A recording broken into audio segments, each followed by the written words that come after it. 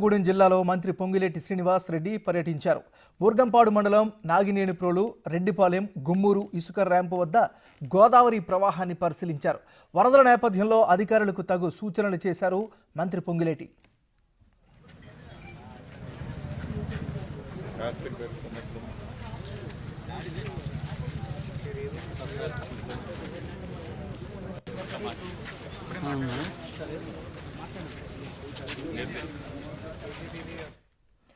భద్రాద్రి కొత్తగూడెం జిల్లాలో మంత్రి పొంగులేటి శ్రీనివాస్ రెడ్డి పర్యటించారు.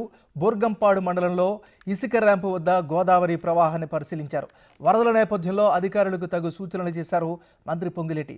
ఇక ఇదే అంశానికి సంబంధించి మరింత తాజా సమాచారాన్ని ఖమ్మం నుంచి మా రిపోర్టర్ భాస్కర్ లైవ్లో అందిస్తారు. భాస్కర్, చెప్పండి, ప్రస్తుత వరద పరిస్థితి ఏంటి, మంత్రి చేసినటువంటి సూచనలు ఏంటి, అధికారులు ఏం చెప్తున్నారు? నాగరాజ్, ఇప్పటికే గోదావరి ఉధృతి రెండో ప్రమాద హెచ్చరిక జారీ చేసిన నేపథ్యం ఉంది. అదే వరద ఎంత వచ్చినా సరే ఒకవేళ సుమారు నైట్ వరకు చూసుకుంటే మాత్రం 3 ప్రమాద హెచ్చరిక కూడా జారీ చేసే అవకాశం మెండుగా ఉందని చెప్తున్న నేపథ్యం అయితే ఉంది. అయితే ఈ 3 ప్రమాద హెచ్చరిక వచ్చినా సరే కనీసం దాటిపోయి 50 అడుగుల వరకు వచ్చిందని చెప్పి కూడా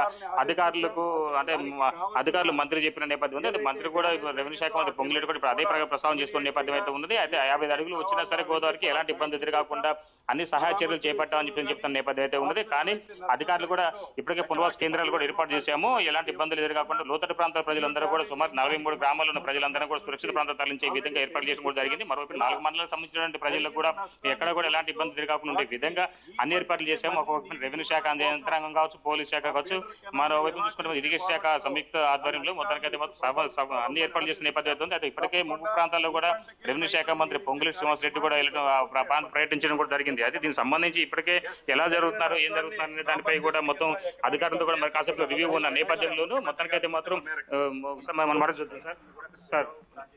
ఇప్పుడు దీనికి సంబంధించి ఈ ఫ్లడ్ ఎంతవరకు రావచ్చు, దీనికి ఎలాంటి ఏర్పాటు చేస్తారు?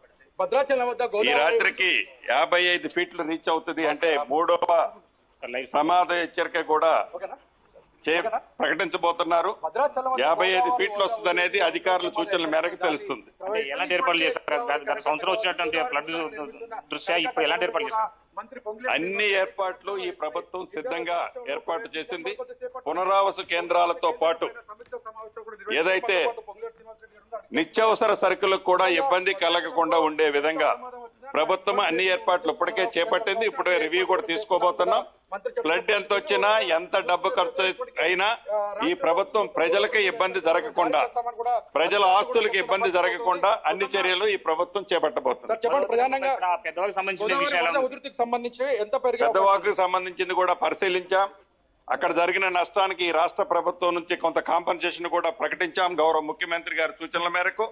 అదే రకంగా అక్కడ జరిగిన పొరపాట్లు ఎవరైతే అధికారులు ఉన్నారో వారికి సంబంధించింది కూడా రిపోర్ట్ తీసుకొని తప్పకుండా వారి మీద కూడా చర్యలు తీసుకోబోతాం. మొత్తానికైతే మాత్రం ఎలాంటి ఫ్లడ్ వచ్చినా సరే వాటిని అధిగమించేలా అన్ని ఏర్పాటు చేయడం కూడా జరిగింది. మరోవైపు మాత్రం ఒక గోదావరి 50 అడుగులు దాటినా కానీ ఎలాంటి ఇబ్బంది ఎదురుకాకుండా ఉండే విధంగా భద్రాచల పట్టణంలో ఉన్న ముంపు ప్రాంతాలన్నింటి కూడా సురక్షిత ప్రాంతాలుగా వాటిని చేర్చడం కూడా జరిగింది. మరోవైపు లోతట్టు స్లూయిజ్ ఏదైతున్నాయో ఆ స్లూయిజ్ సంబంధించినటువంటి వాటి కూడా బాహుబలి మోటార్లు అమర్చి చేసి అక్కడి నుంచి కూడా ప్రత్యేకంగా ఆ వాటర్ను తరలించేసి గోదావరి తరలించేసిన నేపథ్యం ఉంది. మరోవైపు మాత్రం ఇప్పటికే తాలిపేరు నదికి సంబంధించినటువంటి వాటర్ కూడా కాస్త తగ్గుముఖం పట్టింది. అయినా సరే పై ఎత్తు రాష్ట్రాలు అంటే పై ఎత్తు ప్రాంతాలు ఉన్నటువంటి ఒకవేళ కాళేశ్వరం, వరంగల్ పరిసర ప్రాంతాల్లో వస్తున్నట్టు వరద ఫ్లోట్ వరంగల్ మొత్తం కూడా ఈ గోదావరికి ఉన్న నేపథ్యం అయితే ఉందని చెబుతున్నారు. మరోవైపున దానివల్లనే మొత్తానికైతే మాత్రం 50 అడుగుల నుంచి 50 అడుగుల పైగా వచ్చే అవకాశం మెండుగా ఉంది. 3 ప్రమాద హెచ్చరిక కూడా ఈ నైట్ పూట వరకు జారీ చేసే అవకాశం మెండుగా ఉందని చెప్పి రెవెన్యూ శాఖ మంత్రి పొంగులేటి శ్రీనివాస్ చెప్తున్న నేపథ్యం ఉంది. ఏమన్నారు?